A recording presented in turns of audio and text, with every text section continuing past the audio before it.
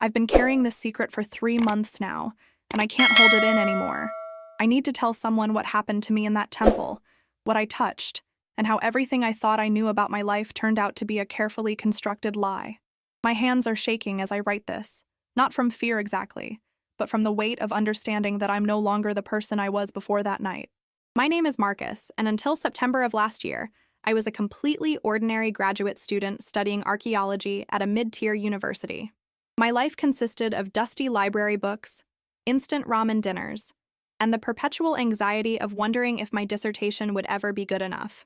I had no girlfriend, few friends, and my greatest accomplishment was managing to keep my student loans in deferment for another semester. I was, by every definition, unremarkable. But I had one thing that set me apart from my peers: an obsession with the Midnight Covenant, an obscure cult that supposedly existed in the Carpathian Mountains during the 14th century. While other students focused on Greek pottery or Roman architecture, I pored over fragmentary texts and contradictory accounts of this mysterious order that claimed to commune with forces beyond human understanding. My advisor thought I was wasting my time on fringe nonsense. Maybe I was. Maybe I should have listened. The expedition happened almost by accident. Dr. Helena Voss, a visiting professor from Prague, mentioned during a departmental dinner that she'd received funding to explore a recently discovered catacomb system in the Romanian highlands. The local authorities had stumbled upon it while doing geological surveys for a new highway.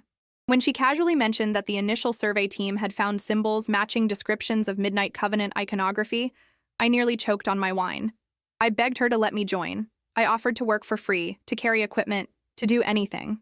She was amused by my desperation and eventually agreed, probably because she needed someone willing to do the grunt work while she focused on the potentially career-making discoveries. 2 weeks later, I found myself on a plane to Bucharest with a backpack full of equipment and a head full of theories I was finally going to test. The site itself was remote beyond anything I'd imagined. We drove for hours on increasingly deteriorating roads until we finally had to abandon the van and hike the last 3 miles on foot. The entrance to the catacomb was a narrow opening in a hillside, surrounded by dead trees that looked like they'd been struck by lightning repeatedly. The local guide who'd brought us there refused to go any further, making signs against evil and backing away from us like we were already contaminated. Dr. Voss laughed it off as superstition, but I noticed her hand trembling slightly as she checked her equipment. The initial team had set up basic lighting in the first chamber, but beyond that, we were on our own. The moment I stepped through that entrance, I felt something shift. The air was wrong, too thick, too cold, and it carried a smell I couldn't quite identify. It wasn't decay exactly, but something older. Something that made the primitive part of my brain scream to run. We spent the first 2 days methodically documenting the outer chambers. The architecture was extraordinary, combining elements of Gothic construction with much older, almost prehistoric techniques.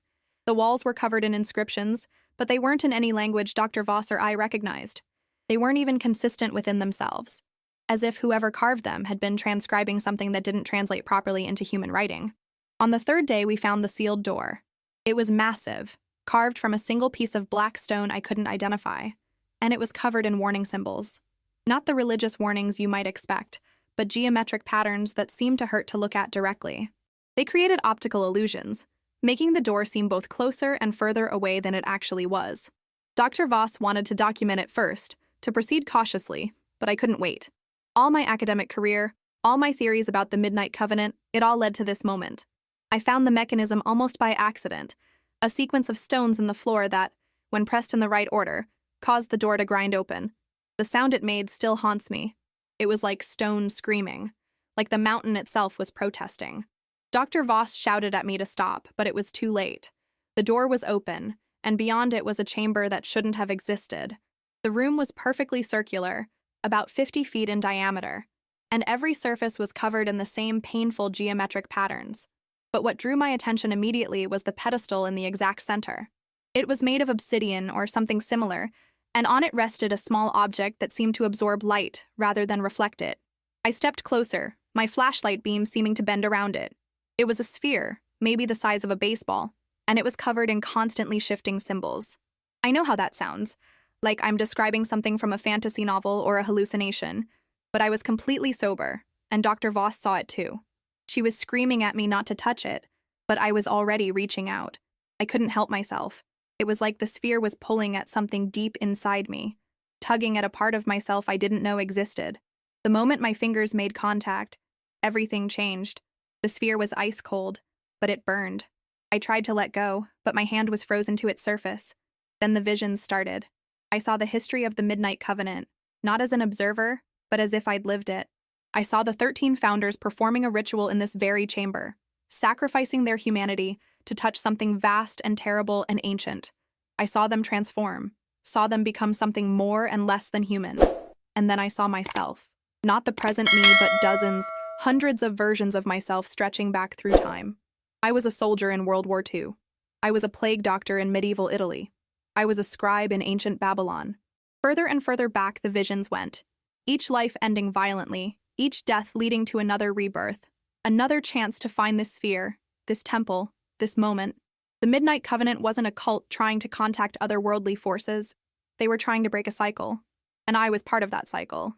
I had been searching for this sphere for thousands of years, dying and being reborn over and over, always drawn back to it but never able to complete whatever task I'd been set. When I finally managed to pull my hand away, I collapsed. Dr. Voss was beside me, checking my vitals, convinced I was having a seizure. I tried to explain what I'd seen, but the words wouldn't come. How do you explain that you've lived 1,000 lives?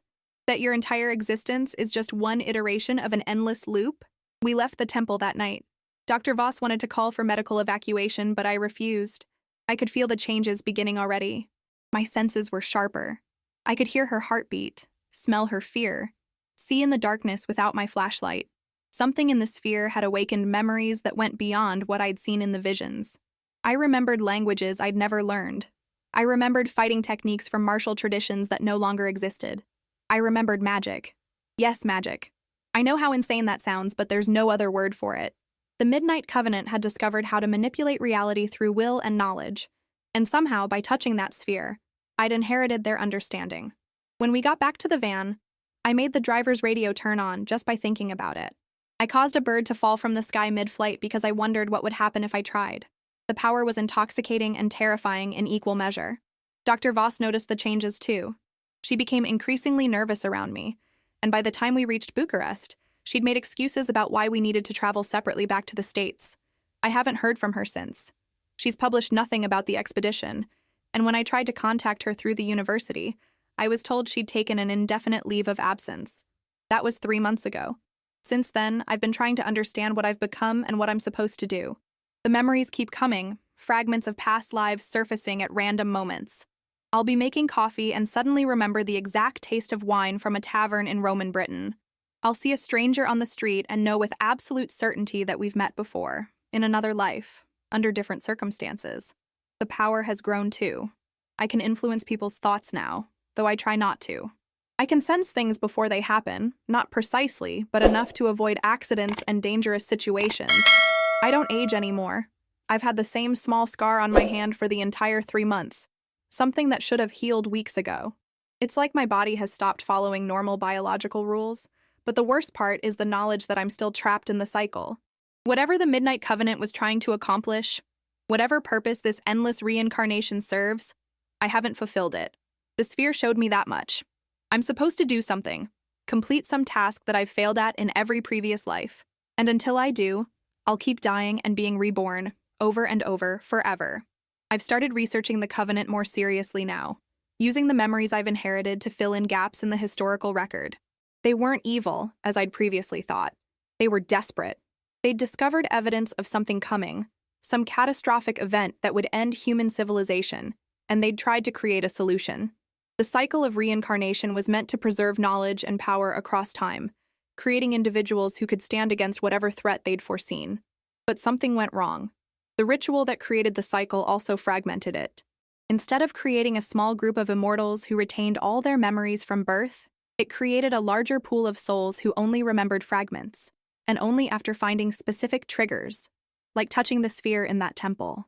Most of us live entire lives without ever awakening to who and what we really are. We die confused, never understanding why we felt different, why we never quite fit in. I've started finding others. There's a woman in Toronto who remembered after reading a specific passage in a medieval manuscript. A man in Singapore who awakened during a near-death experience. We're scattered across the globe, all of us trying to piece together what we're supposed to do. All of us feeling the pressure of the approaching deadline, even though we don't know exactly what we're counting down to. The dreams have started too. Not memories of past lives, but visions of the future, or a possible future. I see cities in flames, not from war, but from something that descends from the sky like living darkness.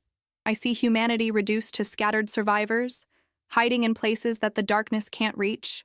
And I see the Midnight Covenant, or what we're meant to become, standing at the borders between light and dark, holding back the inevitable. My old life is gone. I dropped out of graduate school, making vague excuses about family emergencies. I've moved 4 times in 3 months, never staying anywhere long enough to form connections. The power makes people uncomfortable even when I'm not actively using it. They can sense that something about me is wrong, unnatural. Dogs bark at me, children stare. People unconsciously move away when I enter a room. I'm writing this because I need someone to know the truth. If I die tomorrow, whether from accident or design, someone should understand what happened to me. The Midnight Covenant was real. The sphere in that temple is real. The cycle of reincarnation is real. And somewhere out there, scattered across the world, are dozens or maybe hundreds of people like me, most of them unawakened, all of them pieces of a puzzle we're desperately trying to solve before time runs out. I don't know what's coming. I don't know if we can stop it or if we're even supposed to try. Maybe the Covenant's ritual was a mistake, a desperate gamble that trapped souls in an endless loop for no purpose. Maybe the threat they foresaw never materialized, and we're just cosmic leftovers, echoes of a paranoid fear given form. But I don't think so. The visions are too clear, too consistent. Something is coming. Something that the original 13 members of the Midnight Covenant saw clearly enough that they sacrificed their eternal rest to create us. And now I'm part of that defense, whether I want to be or not. My destiny shifted the moment I touched that cursed relic. I went from being an ordinary student to being a fragment of something much larger and older than myself. I have powers I don't fully understand and responsibilities I never asked for. I'm connected to events that span millennia, caught in a pattern I can observe but not yet escape. And the terrible truth is that part of me doesn't want to escape. The power, the knowledge, the sense of purpose, it's addictive. For the first time in my life, I matter. I'm not just another struggling grad student destined for obscurity. I'm part of something vast, something that might determine the fate of human civilization. But I'm also terrified. The memories show me how each previous version of myself died. Violently, painfully, always before completing the task. Burned at the stake during the Inquisition, killed in battle during the Crusades, murdered by those who feared what I was becoming. Death after death after death, and each time, the cycle begins again. I don't want to die. I don't want to lose this life, these memories, this version of myself, even if some future incarnation will eventually awaken and continue the pattern. But I also know that I will die. The cycle demands it. And when I do, another child will be born somewhere, carrying the fragment of the Covenant's purpose that is mine to bear, and they'll live their life never quite fitting in, always searching for something they can't name, until they either find their trigger and awaken, or die in ignorance. So that's my confession. I touched a cursed relic in a dark temple, and my destiny shifted forever. I'm no longer who I was, and I'll never be that person again. I'm something older, something stranger, something caught between human and whatever the Midnight Covenant became. And somewhere in my future, possibly in years, possibly tomorrow, I'll face whatever threat they foresaw, and I'll either succeed where countless previous versions of myself failed, or I'll die and the cycle will continue. If you're reading this and it resonates with you, if you've always felt like you don't quite belong, like you're searching for something you can't name, pay attention. You might be one of us. You might be another fragment of the Covenant waiting to awaken. And if you are, find the others. We need each other. Whatever's coming, we can't face it alone. The sphere is still in that temple, still waiting. I've thought about going back, about touching it again to see if I can learn more, but I'm afraid of what I might discover, afraid that the full truth might be worse than the fragments I already carry. My hands have stopped shaking now. The confession is complete. Tomorrow, I'll continue the search, trying to find more of us, trying to understand what we're meant to do. But tonight, at least, I've told the truth. Someone knows what happened to me in that dark temple, and somehow that makes the burden a little easier to bear.